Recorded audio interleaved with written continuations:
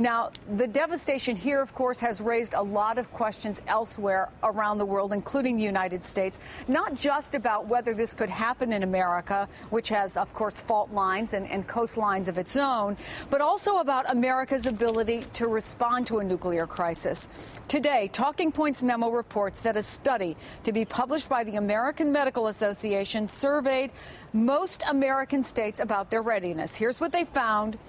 73% of states had, at most, minimal plans for monitoring residents for exposure. 53% had those minimal plans. 21% had no plans at all. The study is in today's edition of the Disaster Medicine and Public Health Preparedness Journal.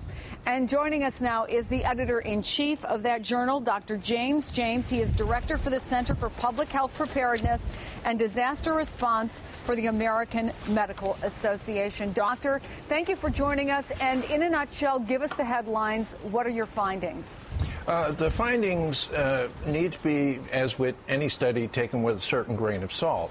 The purpose of the study, and I was not one of the authors, I'm the editor of the journal, but the purpose of the study was to attempt to lay out a definition of what preparedness for a radiological event would be, whether that was a chemical spill, radiological, a dirty bomb, or as we have in the case in Japan right now, where you have a significant reactor problem. And when you take it out of the context of radiation and look at preparedness and response, which is what our journal is about, the most important thing is to have a plan in place. And that's why we addressed, or the authors addressed, the planning that has occurred in the states.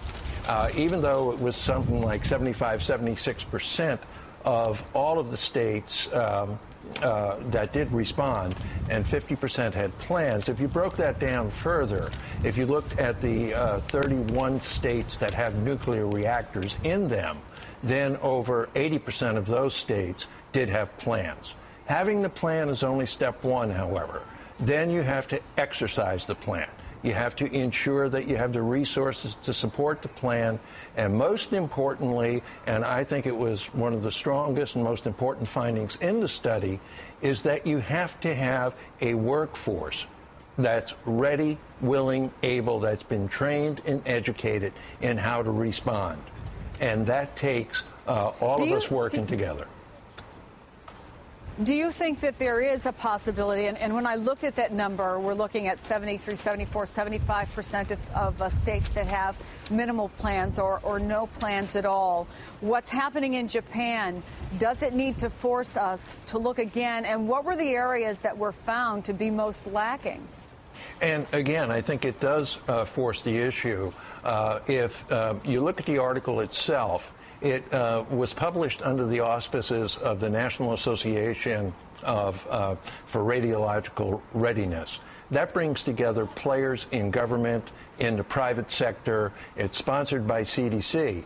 And the very purpose of it is to increase readiness state by state for our nation for this kind of an event.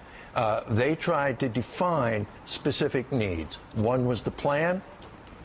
Two was the training or the exercise of the plan. Three was communication strategies. Another finding was a need to improve coordination with federal government agencies and also within states themselves. And finally, what I consider the most important, the education and training of the workforce so that we are ready to respond.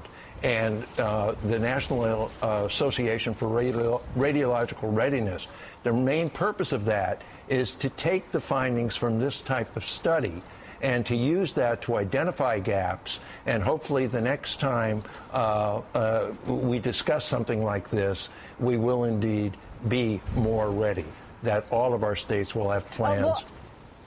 Go ahead. Yeah. Yeah, I was going to say, understanding that you're the editor of a medical journal, let me ask you a contextual question and maybe a little bit of a political one as well, which is that, as I understand it, looking at this study, most states are counting on the federal government for these types of plans to do the heavy lifting.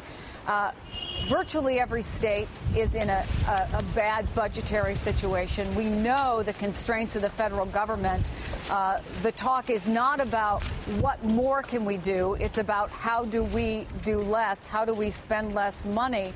In that realistic political construct, how realistic do you think it is that what you'd like to see come out of this study, the way that we move forward, the way that we get more prepared, will actually happen?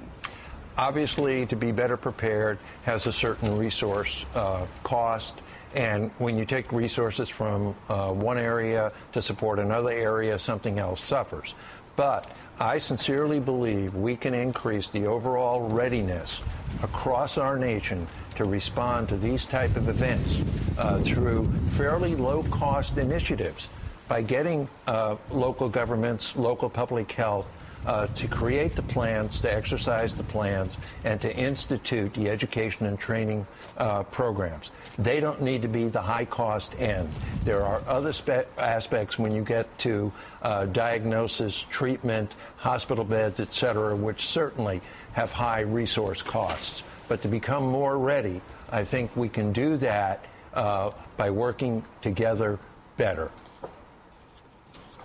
Well, I think this is going to be a wake-up call for a lot of people. We will see what comes out of it. Dr. James, thank you so much for being with us.